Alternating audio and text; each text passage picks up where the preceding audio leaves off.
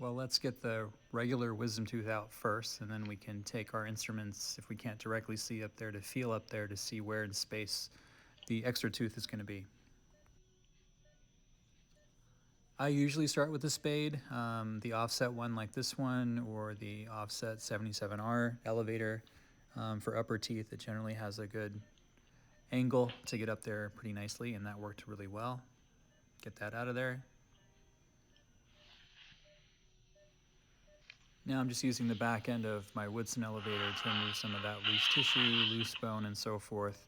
Basically get it all in a pile, and then you can use a rongeurs or something like that to just remove it. And then I can hopefully see and feel where that extra tooth is going to be once I get some of this, unsupported tissue off of it.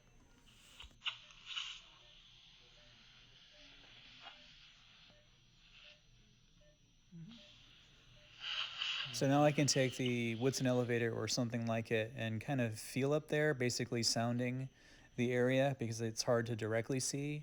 And a lot of times you can feel the irregularity of the bone versus smooth enamel.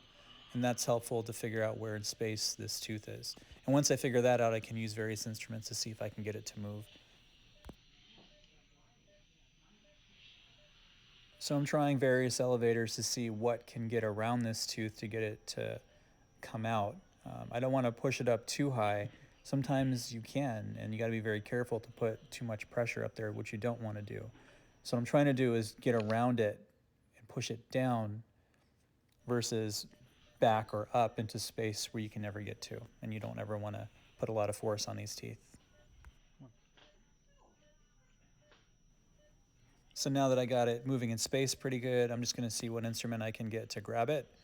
In this case, I'm trying just with the curved hemostat, which generally works well with most roots and teeth. And I think I got it. Yep, got a good grip on it. It's done.